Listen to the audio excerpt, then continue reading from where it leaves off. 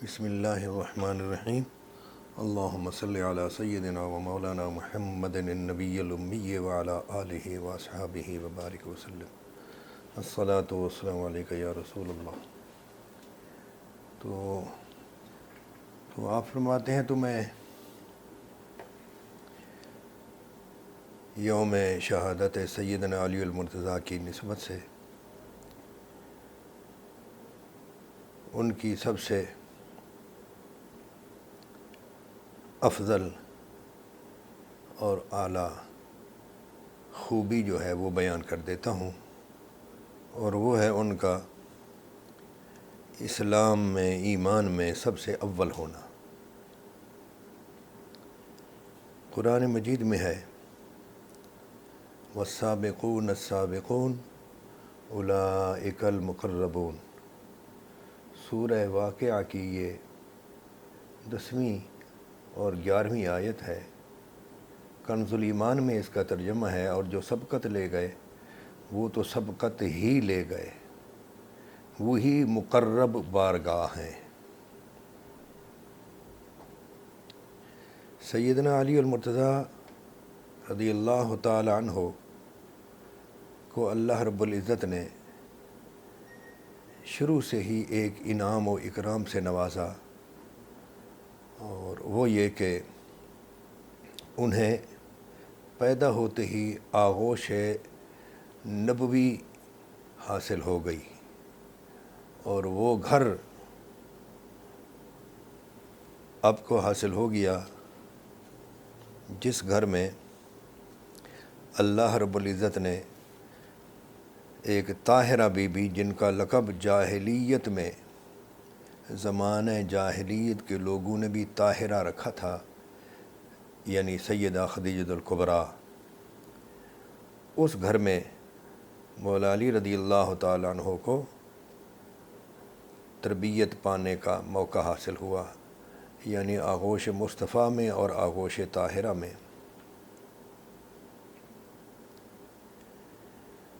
حضرت محمد بن اسحاق بن یسار جو اولین سیرت نگار ہیں، اور جن کی سیرت پر سیرت ابن ہشام ہے، انہوں نے لکھا ہے کہ اول مذکر شخص جس کو اسلام لانے کا اعزاز حاصل ہوا اعلان نبوت کے بعد، وہ سیدنا علی المرتضیٰ ہیں۔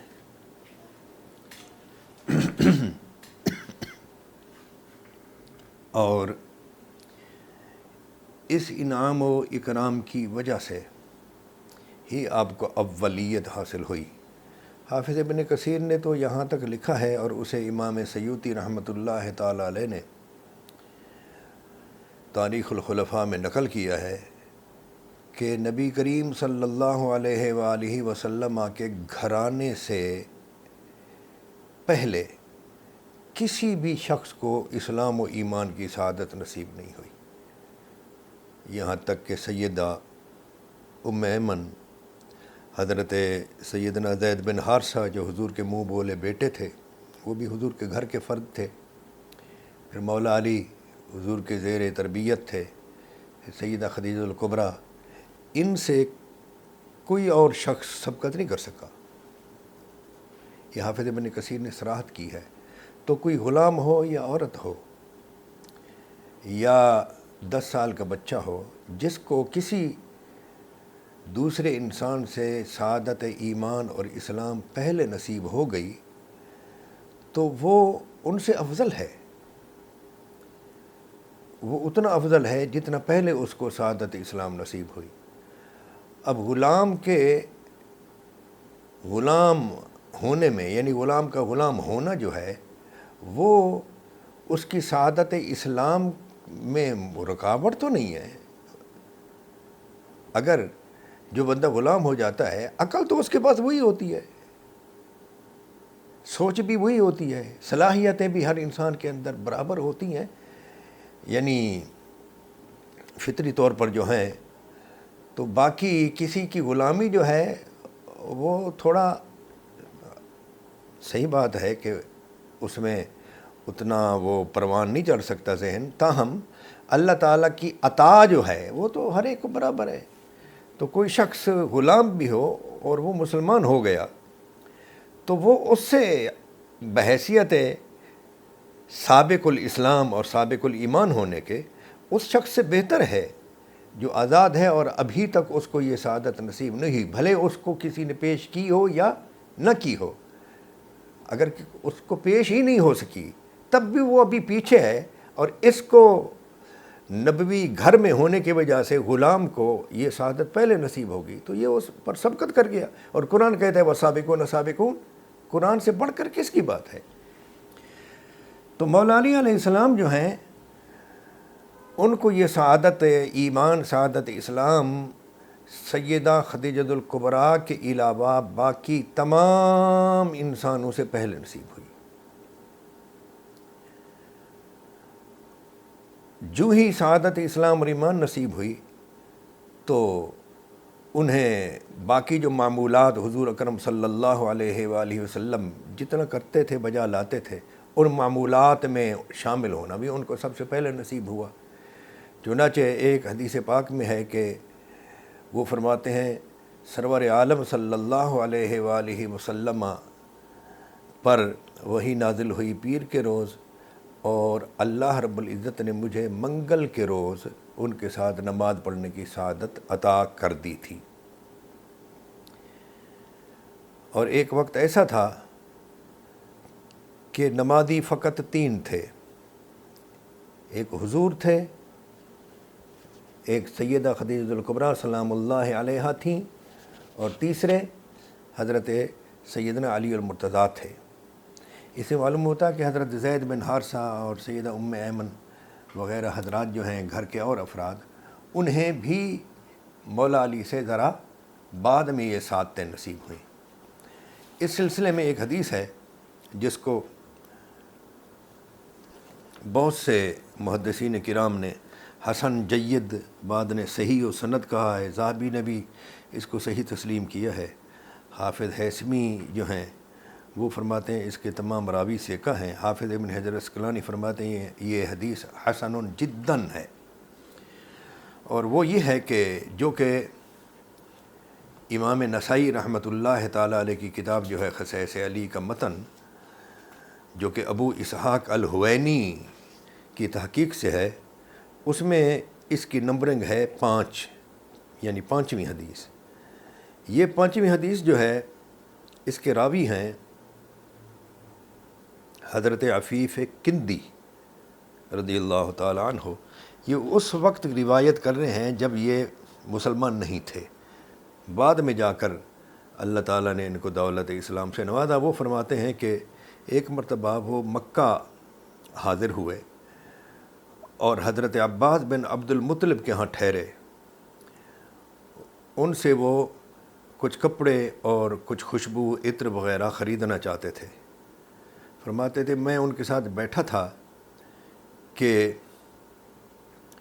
سورج طلوع ہوا اور پھر کچھ بلند ہوا اور اس نے آسمان میں حلقہ بنایا، یعنی خوب روشن ہوا۔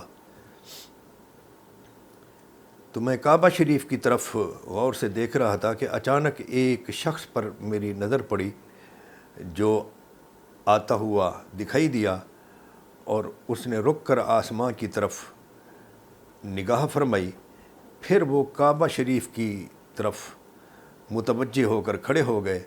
کچھ دیر گزری کہ ایک لڑکا آ گیا اس نوجوان کے پیچھے۔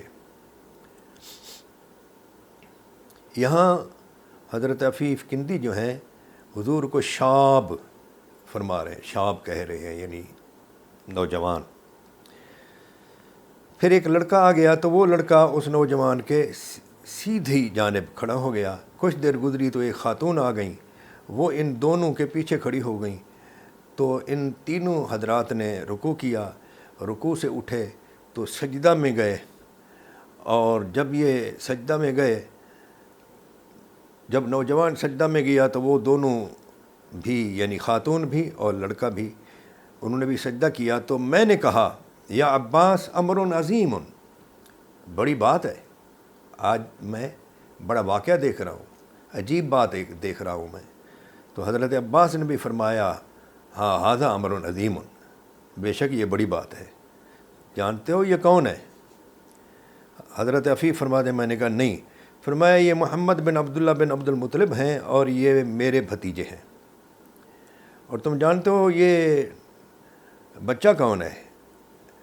میں نے کہا نہیں. فرمایا یہ علی بن ابی طالب بن عبد المطلب ہیں، یہ بھی میرے بھتیجے ہیں. اور جانتے ہو یہ خاتون کون ہے جو ان دونوں کے پیچھے ہے؟ میں نے کہا کہ نہیں.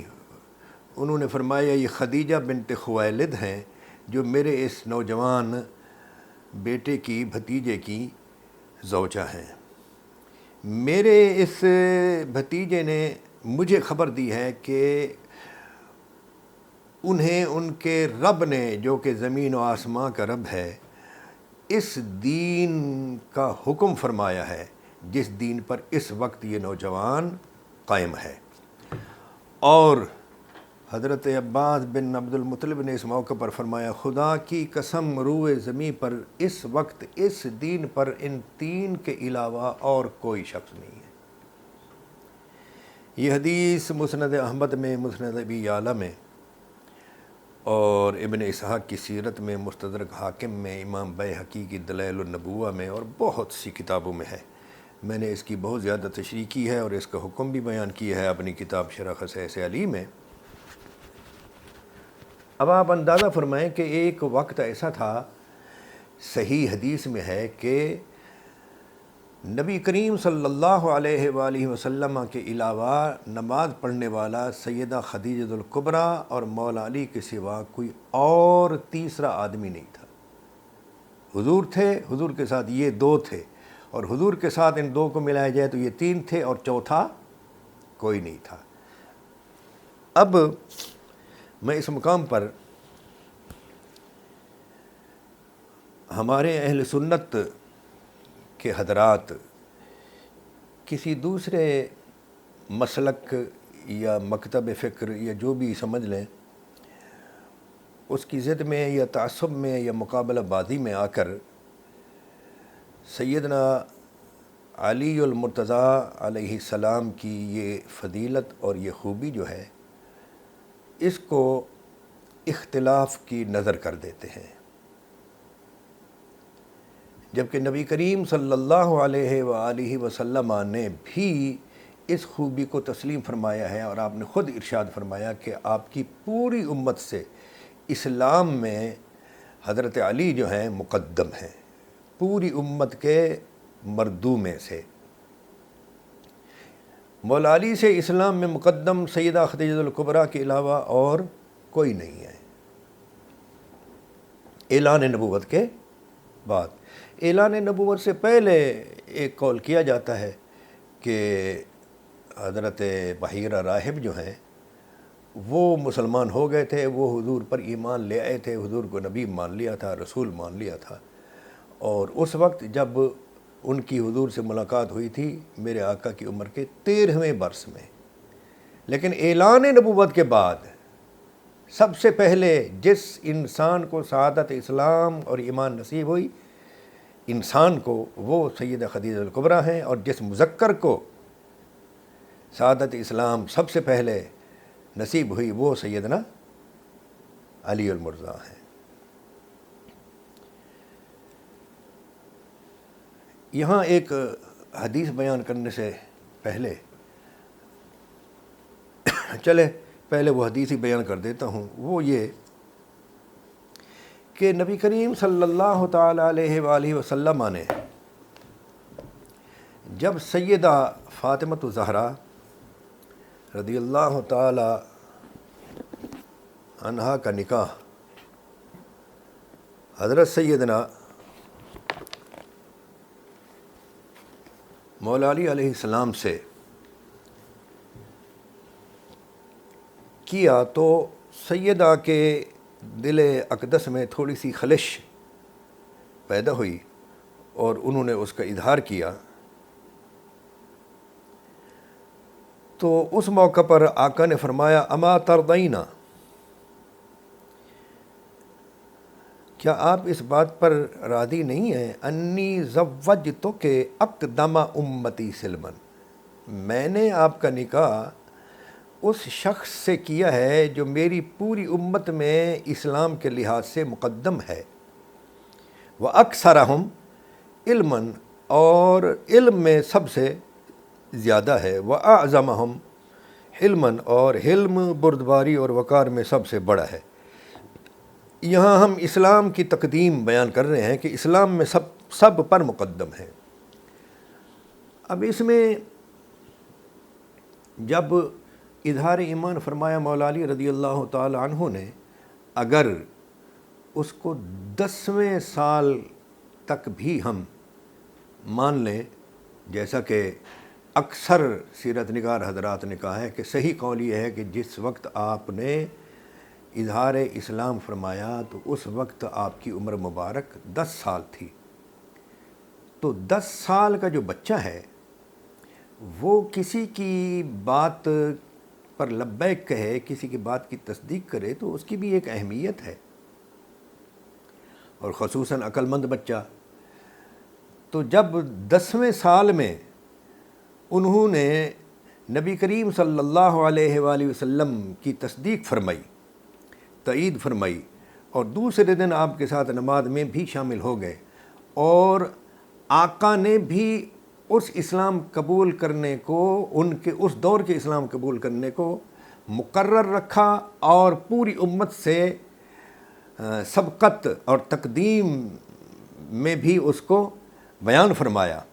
اس کے باوجود ہمارے لوگ جب تقابل پر آ جاتے ہیں یا تفاضل پر، مفاضلہ اور موازنہ پر آ جاتے ہیں، تو انہیں آقا کی حدیث کے یہ ارشاد، آقا کی اپنی سوچ، اپنی عقل، یعنی آقا نے 10ویں سال میں ان کے اسلام قبول کرنے کو مقرر رکھتے ہوئے فرمایا نا کہ اقدم امتی سلمن، میری پوری امت سے یہ اسلام میں مقدم ہے، جس کے ساتھ میں نے فاطمہ تیرا نکاح کیا ہے۔ حضور اس کو، اپنی بیٹی کو کوئی طفل تسلی، کوئی جھوٹی تسلی تو نہیں دے رہے، حقیقی معنوں میں جو بات حق ہے، حقیقت ہے، وہ بیان فرما رہے ہیں۔ اب حضور کی سوچ، حضور کا فرمان ایک طرف رکھیں، اور دوسری طرف ہمارے علماء اہل سنت جو ہیں ان کی تحقیق دیکھیں۔ ایک یہ انڈیا کے عالم دین ہیں، ہمارے اپنے والے عالم ہیں، انہوں نے یہ کتاب لکھی ہے انبیاء کرام کے بعد افضل کون ہیں جی۔ اس میں یہ تقابل کر رہے ہیں سیدنا ابوبکر صدیق رضی اللہ تعالیٰ عنہ کے اسلام کی اولیت کو اور مولا علی رضی اللہ تعالیٰ عنہ کے اسلام کی اولیت کو۔ تو مولا علی رضی اللہ تعالیٰ عنہ کے اول اسلام لانے کو انہوں نے نقل کیا کسی کے حوالے سے بھی، وہ کہتے ہیں کہ مولا علی سب سے پہلے مسلمان ہیں، حضرت سیدنا ابوبکر صدیق سے بھی پہلے ہیں۔ تو یہ اس پر تبصرہ کرتے کرتے ایک جگہ لکھتے ہیں صفحہ 258 پر 258 فرماتے ہیں، پھر بھی محققین فرماتے ہیں کہ حضرت علی رضی اللہ عنہ ہی پہلے اسلام قبول کیے ہوں تو یہ اس وقت کی بات ہوگی جب ایمان لانا آپ پر فرض نہیں تھا۔ اب اندازہ لگائیے، پھر بھی محققین فرماتے ہیں کہ حضور کے ارشاد کے سامنے محققین کون ہیں؟ وہ کون محققین ہیں؟ حضور فرمائے کہ میری پوری امت سے، اور جو میں نے یہ حدیث اما ترضینا انی زوجتک، کدھر گئی وہ، اقدم امتی سلمن، یہ جو میں نے حدیث نقل کی ہے اس کو حافظ ہیثمی نے حسن قرار دیا ہے۔ انہوں نے کہا خالد بن تہمان ایک شخص ہے، اس کی وجہ سے یہ حدیث جو ہے صحیح نہیں بلکہ حسن ہے، اور اس کو حسین سلیم اسد الدارانی اور حمزہ احمد الزین مسند احمد کے محقق نے اور مجمع الزوائد کے محقق نے، ان دونوں نے کہا ہے کہ یہ جو ہے خالد بن تہمان یہ حسن الحدیث ہے۔ تو حدیث حسن ہے، اور پہلی جو عفیف کندی والی حدیث ہے اس میں فقط روئے زمین پر 3 حضرات تھے اس حدیث کے مطابق، اور اس حدیث کو صحیح تسلیم کیا گیا ہے۔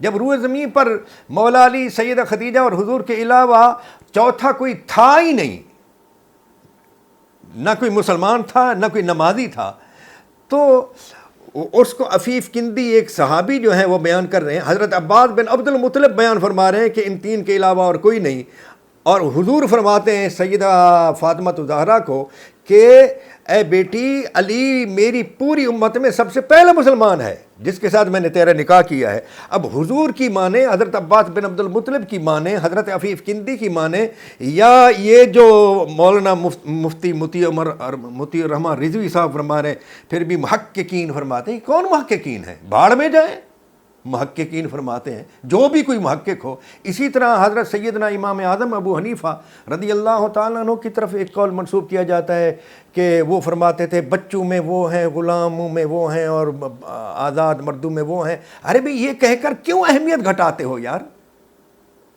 تم یہ کہتے ہو کہ بھی وہ اس وقت اسلام قبول کیا، خود ان کے الفاظ دوبارہ ایک مرتبہ سن لیں۔ پھر بھی محققین فرماتے ہیں کہ حضرت علی رضی اللہ عنہ ہی پہلے اسلام قبول کیے ہوں تو یہ اس وقت کی بات ہوگی جب ایمان لانا آپ پر فرض نہیں تھا۔ آخر یہ ان الفاظ سے کیا کہنا چاہتے ہیں؟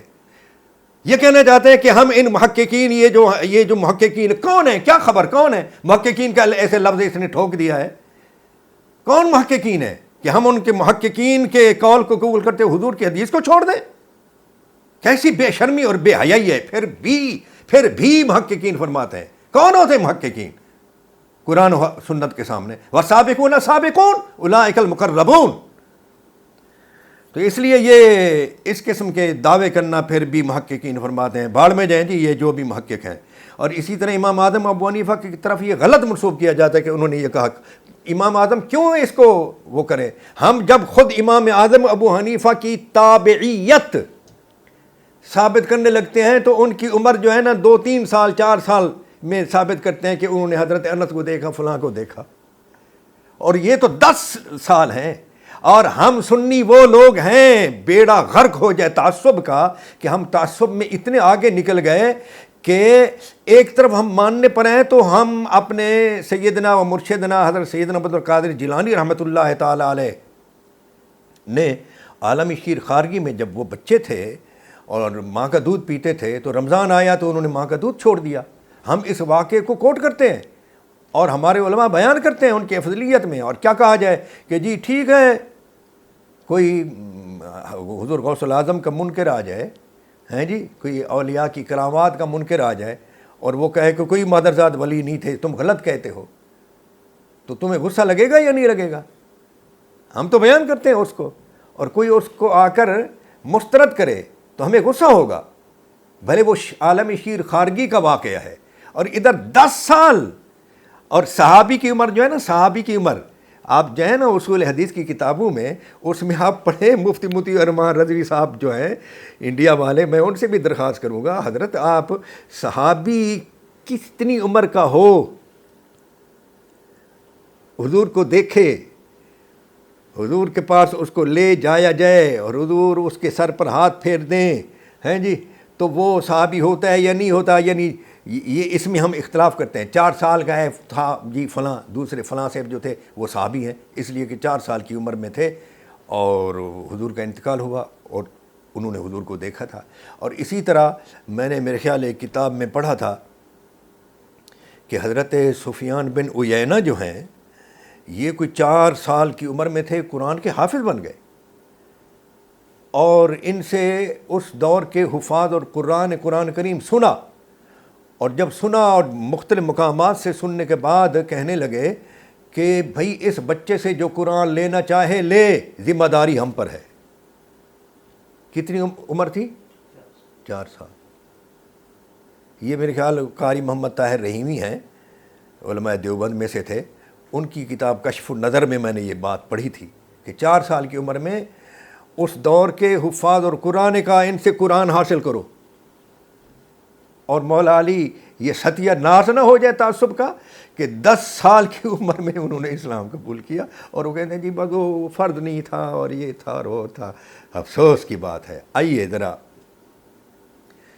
میں آپ کو قرآن کریم سے اور احادیث سے ایک اور شہادت پیش کرتا ہوں کہ مفتی صاحب تو فرماتے ہیں کہ اس وقت ان پر فرض نہیں تھا۔ یہاں ایک حدیث پاک ہے، نبی کریم صلی اللہ تعالیٰ علیہ وآلہ وسلم نے ایک مرتبہ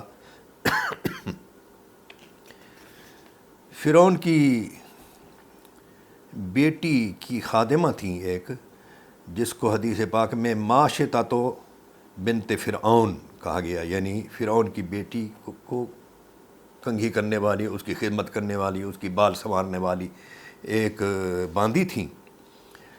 اس باندی کے ہاتھ سے ایک مرتبہ کنگھی کرتے کرتے کنگھی گر گئی، تو باندی نے کہا بسم اللہ، تو فرعون کی بیٹی نے کہا آپ نے میرے ابا کا ذکر کیا ہے؟ انہوں نے کہا نہیں نہیں، بلکہ میرا رب، تیرا رب اور تیرے باپ کا رب اللہ ہے۔ تو اس نے کہا میں تیری اس حرکت کی اپنے بابا کو خبر کر دوں؟ نے کہا کر دو۔ تو خبر کی گئی۔ بالآخر یہ ہے کہ لمبی حدیث ہے، اس بی بی کی سزا یہ طے کی گئی اور اس کو کہا گیا کہ ہم تجھے جلا دیں گے اور تیری جتنی اولاد ہے اس ساری اولاد کو بھی جلا دیں گے۔ تو آگ جلائی گئی اور ایک ایک کر کے اس کے بیٹوں کو اس کے سامنے آگ میں ڈالا جانے لگا۔ تو آخر میں ایک ایسا بچہ تھا، کانا صبیًا مردان، جو بچہ تھا اور دودھ پیتا تھا، دودھ پینے والا بچہ، اس کو جب